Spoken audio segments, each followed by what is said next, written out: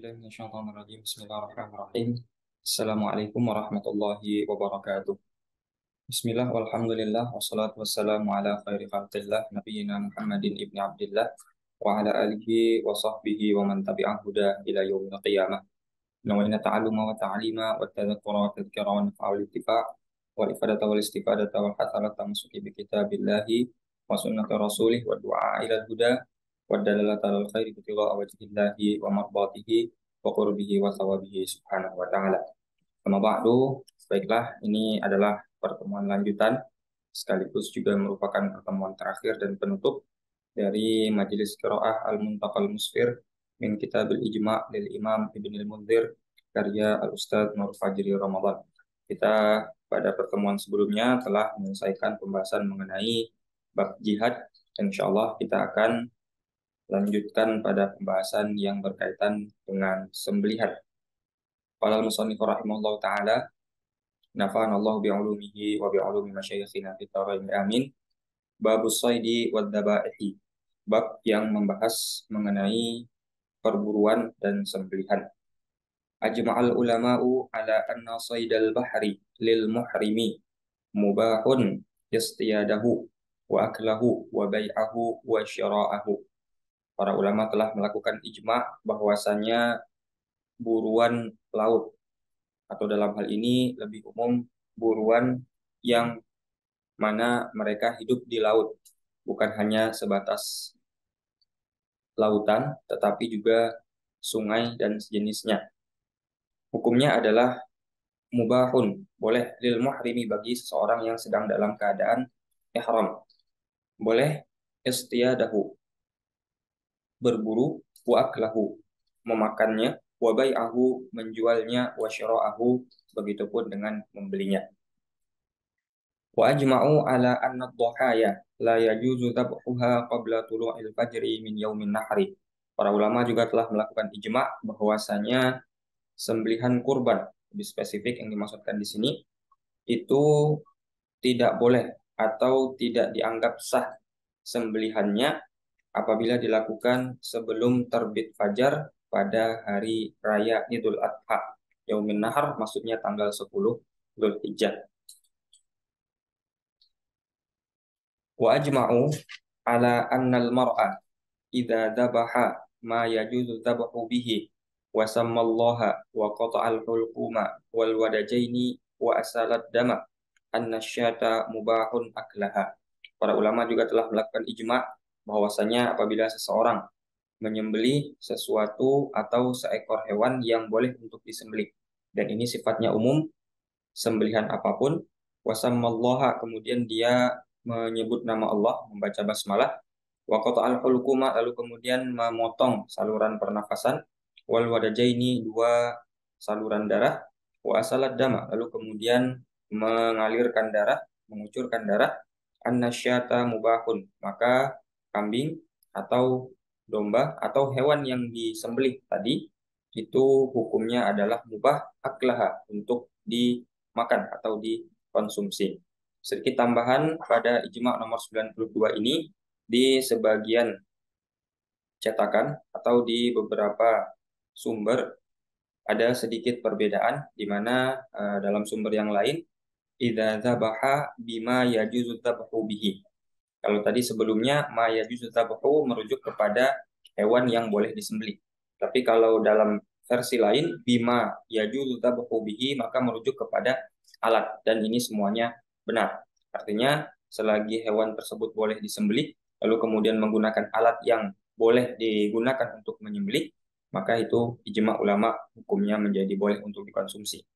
Nah, begitupun dalam sebagian versi ada juga yang menambahkan waqata al-hulquma wal mari'a. Al-hulqum saluran pernafasan, wal mari itu saluran pencernaan atau saluran makan. Nah, sebagian memasukkan versi tersebut atau menambahkan al-mari di sana. Itu hanya sebagai tambahan.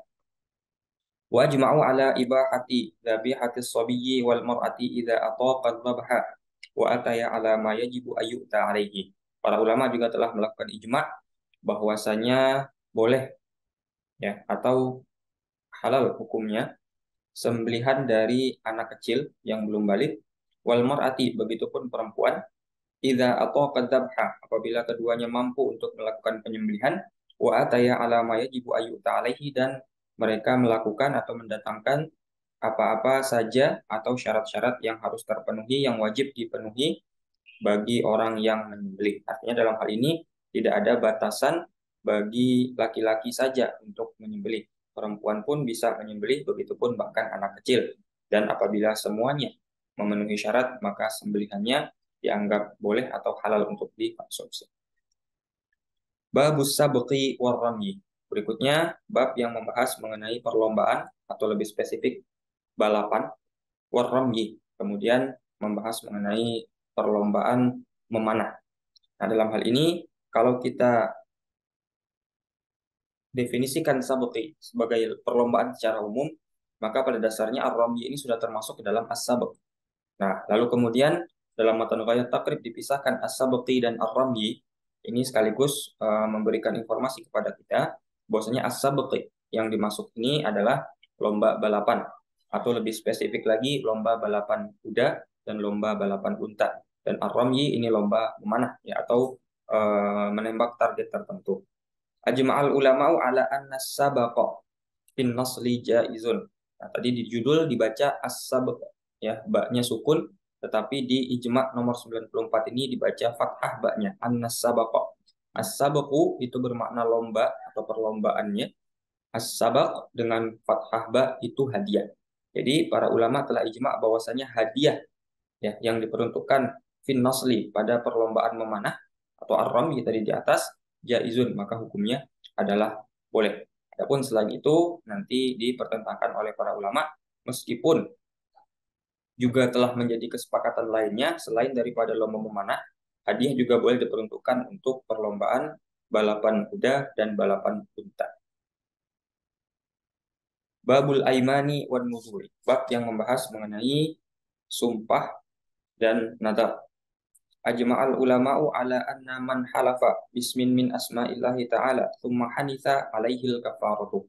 Para ulama telah melakukan ijma' bahwasanya seseorang yang bersumpah dengan salah satu nama dari nama-nama Allah Subhanahu wa taala, kemudian dia melanggar sumpahnya, maka wajib atasnya untuk membayar kafarat sumpah. Wa ajma'u ala anna man wajabat alaihi kafaratu yaminin fa'ataqa raqabatan mu'minatan anna dzalika yujzi'u anhu.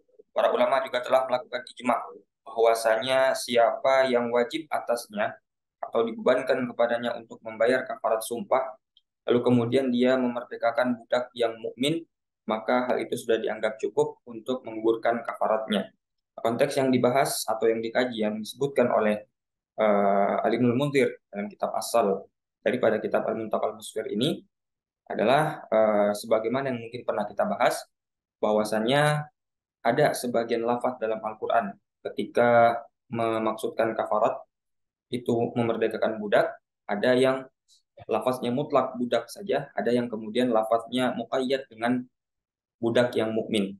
Nah, dalam hal ini, dalam kafarat sumpah, lafaz yang digunakan dalam Al-Quran itu adalah lafaz mutlak, tanpa mengaitkan dengan budak mukmin. Artinya dalam hal ini, kalau seandainya orang sudah membebaskan budak yang mukmin, maka sepakat semua ulama itu sudah dianggap menggugurkan kewajiban kafarat.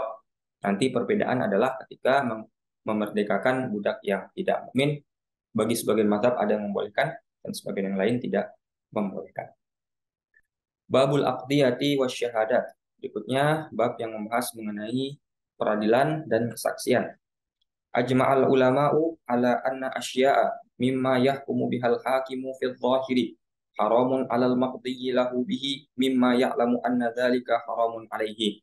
Para ulama juga telah melakukan ijma' bahwasanya hal-hal apapun, kepemilikan dan sebagainya yang telah dihukumi hakim sesuai dengan kemampuannya atau dalam hal ini secara zahir, dan itu bukan hak dari orang yang diadili, hukumnya akan tetap menjadi haram bagi orang yang diadili tersebut selama dia mengetahui bahwasanya hal tersebut haram bagi dirinya.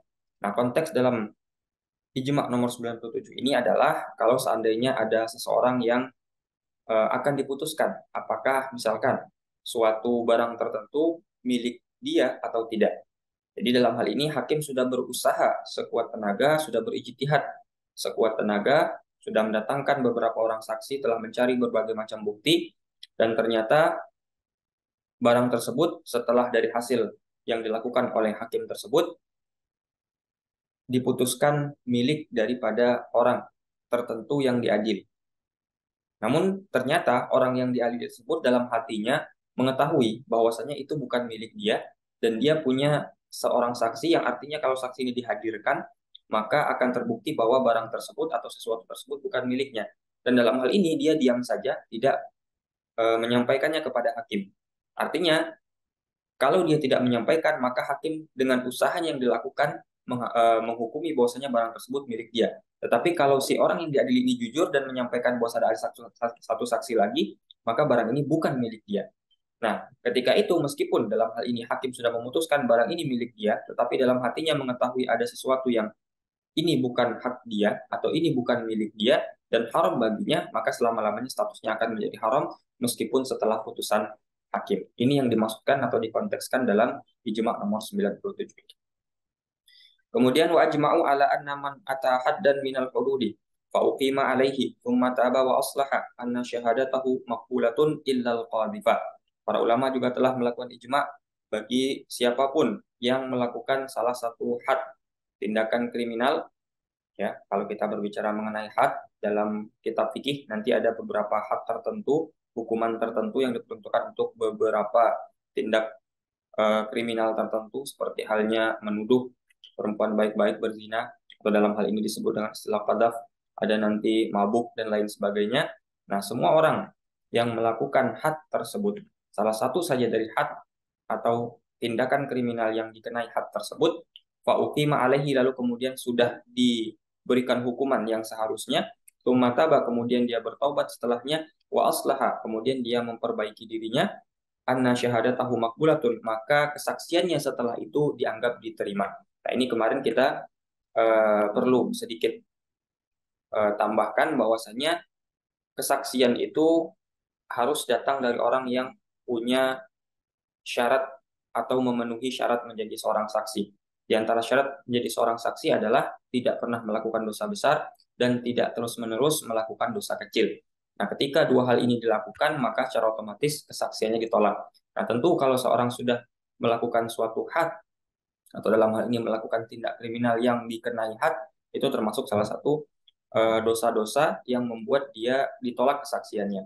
Maka dalam hal ini, apabila dia melakukan hal tersebut, telah dihukum, kemudian bertaubat dan dia memperbaiki diri, maka setelah itu kesaksiannya kembali diterima, illal qadhifa, kecuali kesaksian dari orang yang menuduh perempuan baik-baik melakukan perzinahan. Jadi semuanya dianggap bisa kembali bersaksi tindak kriminal daripada had yang telah ditentukan, kecuali had qadzaf. Artinya kalau dia melakukan tindak kriminal berupa menuduh perempuan baik-baik melakukan perzinahan, maka setelah dihukum kemudian dia bertaubat sekalipun memperbaiki dirinya, tetap kesaksiannya tidak diterima. Babul Aitqi, kemudian bab yang terakhir dalam kitab ini, membahas bab yang berkaitan dengan memerdekakan budak ya, atau membebaskan budak.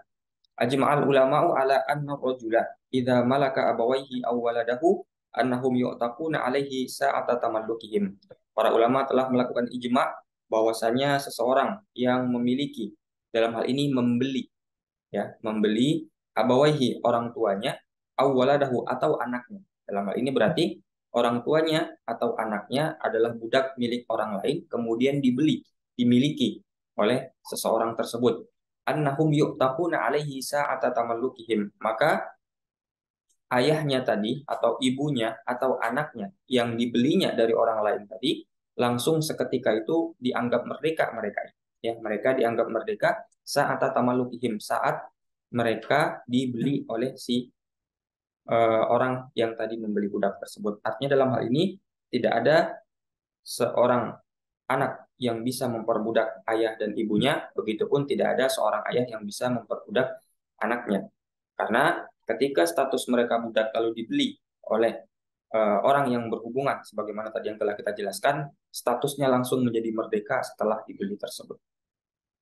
Wa ajma'u ala anna rajula idza a'taqa 'abdahul abiqa annal itqa yaqa'u 'alaihi.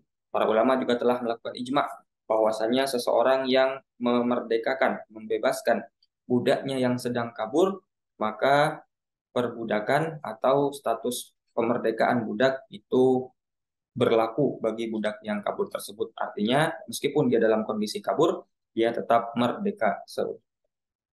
Khatimatun, ini adalah penutup dari kitab Al-Muntaqal Musfir.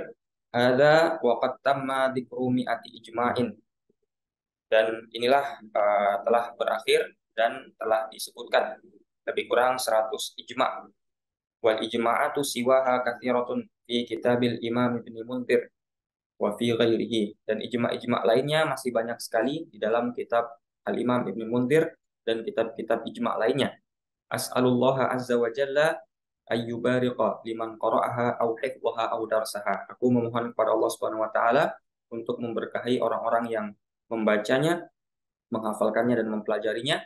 Wal kamalu lillahi, kesempurnaan hanya milik Allah, walhul hamdu, dan semua pujian itu hanya milik Allah, awalan wa akhiran, dari awal hingga akhirnya. Wa sallallahu wasallama ala nabiyyina Muhammadin wa ala azwajihi wa alihi wa ashabihi wa man tabi'ahum bi ihsanin. Selawat dan salam untuk Nabi Muhammad SAW, untuk istri-istri beliau, keluarga-keluarga beliau, sahabat-sahabat beliau, dan orang-orang yang mengikuti beliau. Wallahu a'lam. Demikian akhir dari majelis qiraat Al-Muntaqal Musfir min Kitabil Ijma' lil Imam Ibnul Munzir, karya Al-Ustaz Nur Fajri Ramadan. Insyaallah kita coba untuk kemudian melanjutkan pembacaan kitab-kitab ijma' lainnya setelah ini di lain waktu. Naktafi bihadzal qadar. Wassallallahu ala sayyidina Muhammadin wa ala alihi wasallam. Alhamdulillahirabbil alamin. Akhirul kalam, wabillahi taufiq wal hidayah. Assalamualaikum warahmatullahi wabarakatuh.